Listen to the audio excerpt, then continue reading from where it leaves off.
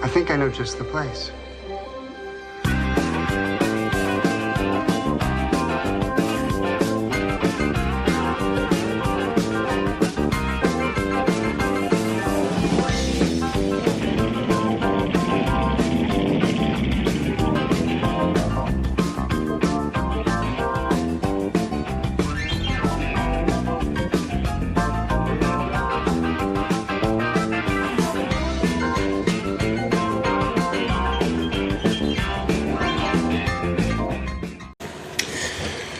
All right, what's up? All right, real quick here. We got a quick topic that we also think is pretty popular. Yep, everybody who wants to start working out. You go to GNC. What's the first thing you think of or ask for besides protein? Pre-workout. Yep, boom. Everyone loves the pre-workout. That good old fashioned jack. Yeah.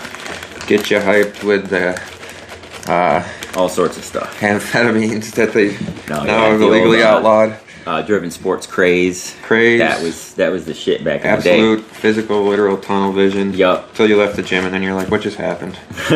All right, real quick. So what we're going to discuss here in this podcast is what you should be looking for in a pre-workout, and we could even go over a little bit into like ideally how much you should be going into. That's going to play more role. Yeah. A role. Now, with caffeine. this is the basics. I mean, if you wanted to talk about everything that's in pre-workouts, it could go on for hours. There's so many new ingredients always coming out, but this is the basics, the studied and proven, just your bread and butter stuff that you always want to look for in a pre-workout. I mean, it doesn't have to have all of them, but just good things to look out for. All right, so number one, we're going to go over caffeine. And, a lot of people would think immediately right off the bat that we're going to sit there and say you need a lot of caffeine to get your workout done. No, this is wrong. Shout out to Jay Cutler and his product line. He's got a good approach to this. If you're looking for something with 300 to 400 milligrams of caffeine and you need that jolt, you better be a really big guy, a really, really big individual. This is based on your personal tolerance. And that's exactly what, Most pre-workouts nowadays are, ever since, and it's been a few years now, they have gone to transparent labels. There's no more proprietary blends. Very, very few pre-workouts have proprietary blends because people don't want to see that. Right. That's just it's shady. You don't know how much you're getting, especially with things like caffeine. That's really important for your tolerance level. If you're smaller, if you don't have a very high tolerance level like me, I usually don't take more than 200 milligrams. I was going to say 200 a day. Really, I don't really drink any. He's not drinking coffee because a lot of people. I don't drink energy drinks that are outside of my pre-workout. I don't, once in a while I'll have a Bang or a Rain before my workout, but Right, and even that's only 100 over your average.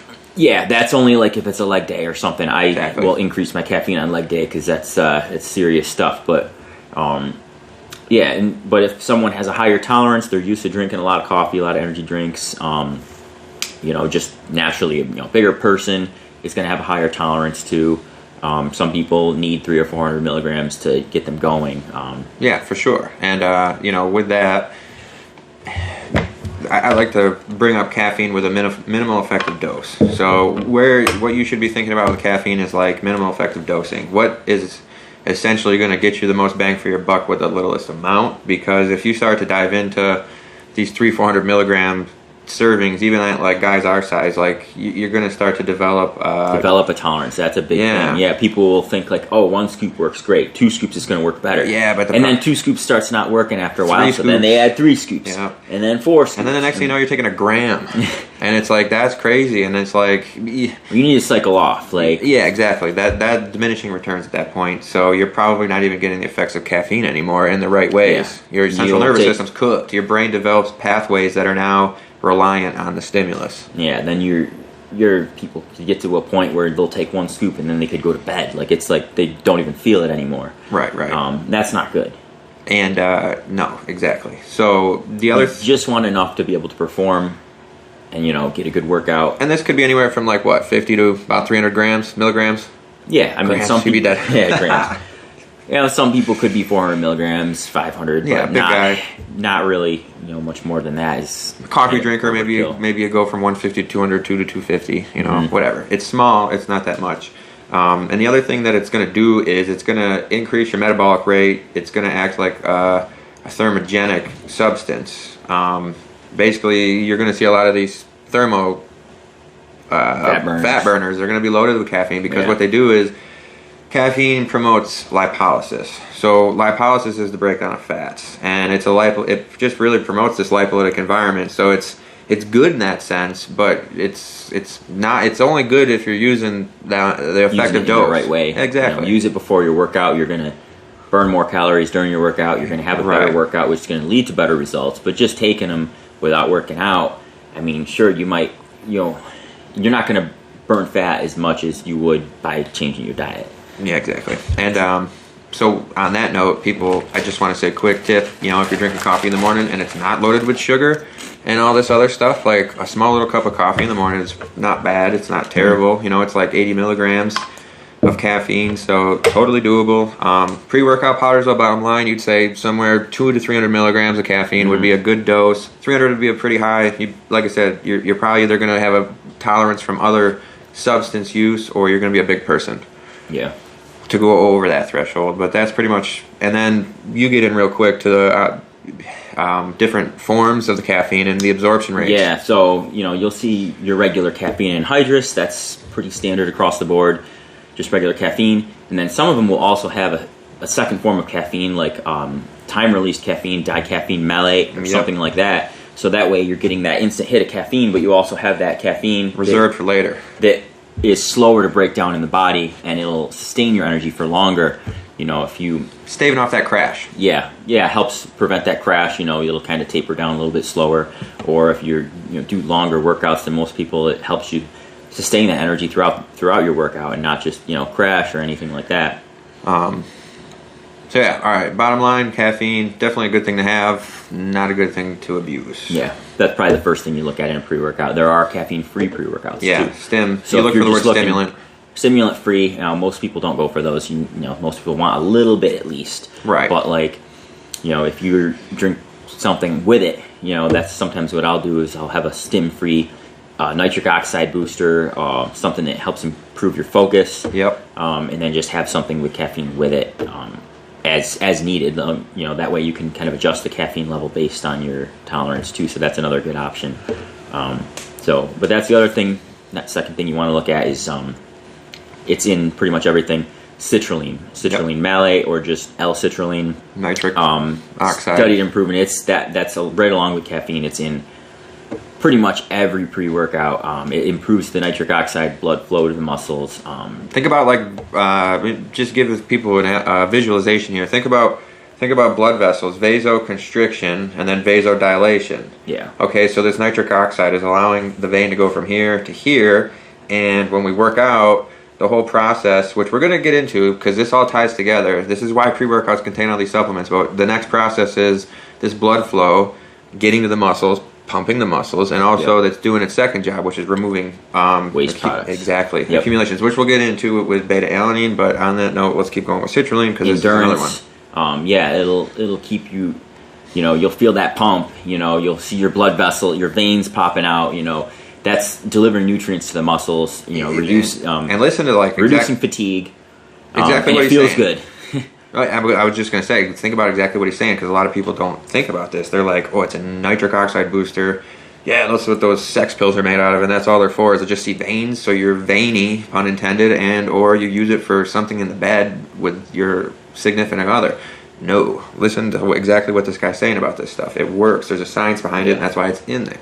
Getting more blood flow to the muscle, you're going to be stronger. You're going to feel stronger. Every time, if I have a good pump, taking a good pre-workout, you'll feel stronger. Now that goes to the citrulline, and then we could throw in a couple other things that are really common: agmatine sulfate, different forms of arginine. If you're just going with like the L-arginine, that stuff really doesn't. Old school. It's really old school. It's not going to work as good as citrulline because citrulline converts better into arginine in the bloodstream. But there's different newer forms of arginine. We got like what was that one? I just had it on here. What did they call it? Like argon or something? They had a name. There was a company. Nitrosogene. Oh, nitrosogene. So right. Yeah, it's a patented form. And there's other different other different forms of it. Arginine HCl and different stuff like that helps with absorption. So those might help.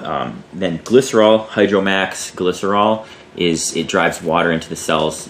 Better pump. Yep. That's a good one. It's in a lot of them. Anything bonded with nitrate. So nitrates is another pathway for nitric oxide. So there's betaine nitrate, there's arginine nitrate. I know it's in NO3, cellular NO3, there's creatine nitrate. So anything that follows the term nitrate, it's a molecule bonded with a nitrate. So, and then that's broken down in the body, so you get that nitrate along with whatever it is. It's bonded with betaine anhydrous is another thing. That's a big one. Yep. Improves its strength. See that in a lot of them. That's in a lot of them. A good thing to look out for. And then there's so much nitric oxide things out there, but those are and bottom line, pretty much the basics. You want that nitric oxide. You want that. You want the blood flow to the muscles. It's more efficient muscles. Think about a hydraulic piece of equipment. You know, the more it's getting pushed to it, the stronger the machine's going to be working. If the juices ain't flowing to the machine ain't going to move what it needs to move. Yeah. You know, so these muscles really rely on like that. You know, there's a lot of different contractile. So it's good when you're looking at a pre-workout. It's good to see some of those ingredients for the nitric oxide, as opposed to just getting a powder that's full of stimulants and that's it. You know, and don't look dosages are important too. You want to look at those high gram dosages. Citrulline, 6 to 8 grams. This totally changes from sulfate, caffeine. 500 milligrams to 1 gram. Depends on the ingredient, but make sure you're reading those. Some people don't know. Like, think you just gotta like reiterate this. 500 milligrams is half a gram. Yeah. Okay, like so 500 milligrams, and then he says 6 to 8 grams. Well, that's like 12 times the amount. So like you just got to know the conversions, just in case you get tripped up. Some ingredients you need more of it to work. Like citrulline, and then some ingredients you only need microdoses, like caffeine is in milligrams. Small, right? Exactly. So it's bottom line: nitric oxide, caffeine, 2 good things to have. So the next supplement on the list here is going to be beta-alanine. I want to jump into this one because it's a fun one to talk about. So a lot of people take these pre-workouts and they're like, "Oh, this is a really good pre-workout. I really like this a lot." And why do they like it a lot? Because it makes you feel tingly. And there's a sensation with beta-alanine where you develop this tingling sensation because it has this neural effect. It's just the way it reacts internally. You get a stimulus. It could be pretty much anywhere, I guess, but usually people feel it in like the face or like upper body. Fingers sometimes. Yeah, sometimes in the arms, but generally speaking, it's not going to like run down to your legs or anything. But it could. Don't get me wrong. But so there's a couple things going on with this. It makes this tingly feeling. What is good about that? Well, for the supplement company, it's good because now they have something that physically has an effect that they can feel. Like caffeine, you might feel a little supercharged, but it's not like you're actually feeling like little spiders like walking on your skin. You know what I mean? So kind of a placebo effect. People just like that feeling. Some people hate that feeling. Like some people hate it, right? Working at GNC, I've heard people say, like, I don't want nothing with that tingly feeling. I don't like it, but some people just love it. Like, so for the supplement companies, they get this tingly feeling, and there's a lot of people that like it. So guess what? They put like 3 to 4 grams of beta-alanine in their product, and the next thing you know, you take a scoop, you're getting the caffeine, and you're getting the beta-alanine, you're like feeling all energetic, and you're feeling tingly.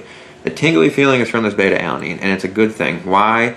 Well, again, supplement company gets to make money, but for you, going back to that whole blood flow thing. So now that we know that we need nitric oxide to promote some good blood flow to the muscle, we also know that leading into that topic, we had waste products that need to be removed. So you basically, the old school thought was lactic acid builds up. The new age thought is you basically have bloodstream where your muscles are. This bloodstream becomes filled with hydrogen ions, and in order to keep contracting with the muscle, you have to remove these hydrogen ions out of the bloodstream. So beta-alanine comes in, and this is exactly what beta-alanine does. It's like an endurance little. It's like basically what it does is it allows you to more output, maybe 1 or 2 more reps on the squat or the bench press. And that over time, if you think about that 1 or 2 reps can really add up over and over and over again each week if you're continuing to utilize that. And effective dose somewhere around like 2.5, 4 grams. Yeah, the standard like studied and proven clinical dose or whatever is 3.2 grams. So 3.2. A lot of them will have like 3.2. Some of them a little bit less. Just about, yeah. And usually you won't see more than that. But no, because for the company it's a waste of money, and they don't want to waste money. Yeah, if the proven effective dose is 3.2 grams, why would they put 4 grams? Unless they just really want you to tingle your face off. Yeah, it just could be. Just scratching. Next thing you know, you're walking in the gym like, But you take too much. You take too much. You if you overdose on like 6-8 grams, you're not going to be feeling good. You're going to feel that tingling. Yeah, like you're not going to be able to. It's going to be bad. Like you're going to be really like stimulated. It's not like a more is better thing, which most things are. It's not more is better. It's there's always a optimal dosage. So and with beta-alanine, like I said, so when you get this tingling feeling, don't just think it's a gimmick for the supplement company to sell it to you.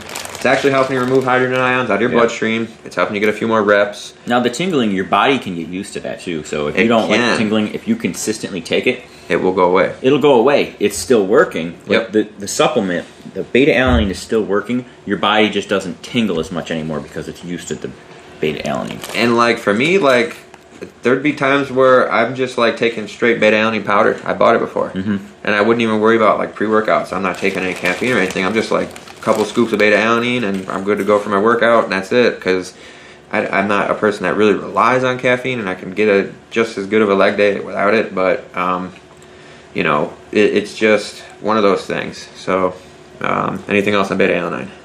No, I think that's pretty much it.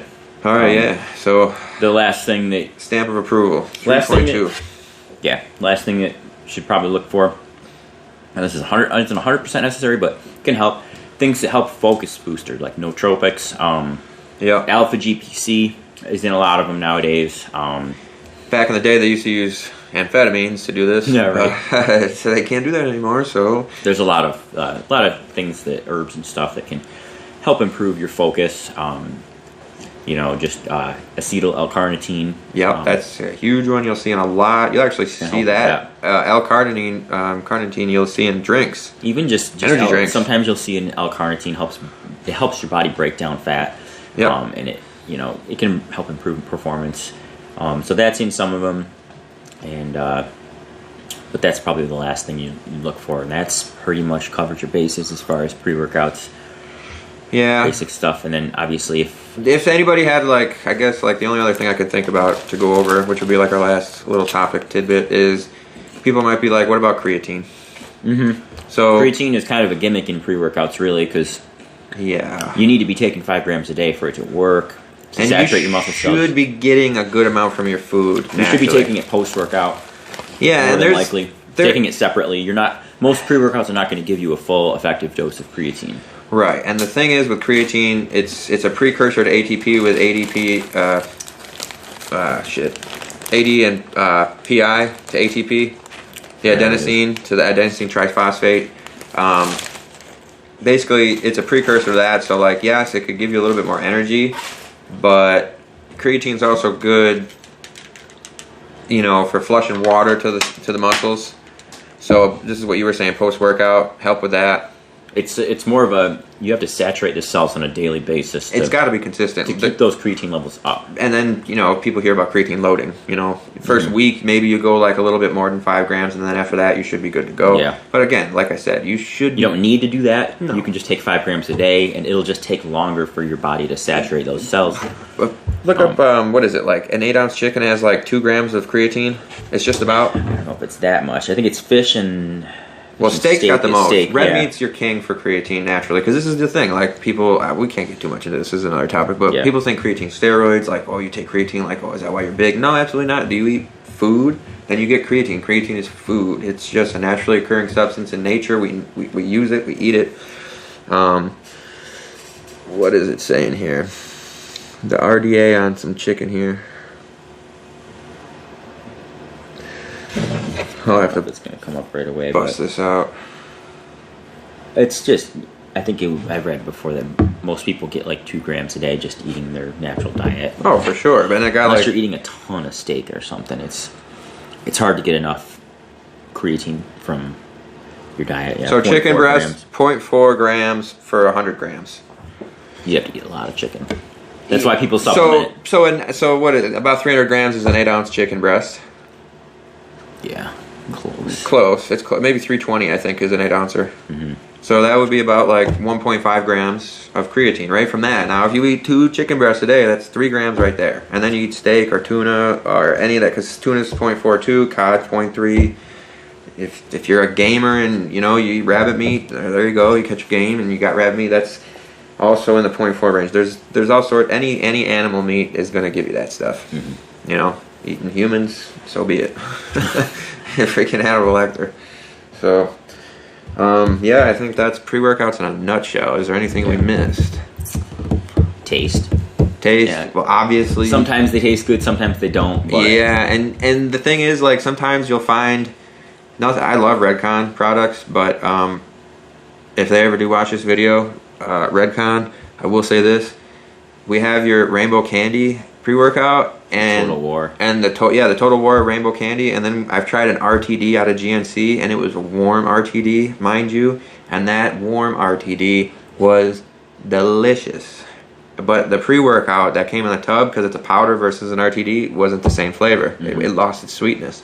Yeah. And that tang. So sometimes it's like hit or miss. But obviously, like, if you don't like the pre-workout, you're gagging trying to take it. Yeah. What are you doing? Yeah, it's more about compliance. Like, if you're, same thing with protein. If you're taking if you get a protein, you don't like the taste, you're not gonna want to take it every day.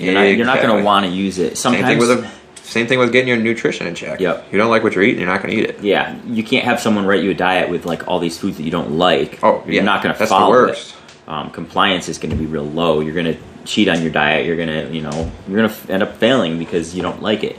You got to like it first and foremost. You know, if you don't care and you can just dry scoop it or like that's rough. But if you can plume it, go ahead. That is rough. Or if you know, a lot of times some pre-workouts, they taste nasty, but because they taste, that's why they work so good, because they have so much effective ingredients. Yeah, that they will drown out the flavor. Yeah, it's hard to flavor it because, you know, it tastes nasty. But that's, you know, some of them taste great. You know, Lit from GNC. And cost is about the only other thing.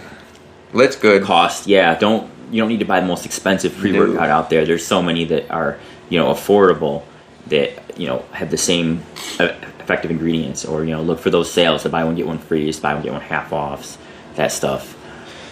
But other than that, that's about it for pre-workouts. And what we want to end on is, I know you see these nice sexy tanks. So, well, his tank and my shirt, Warzone.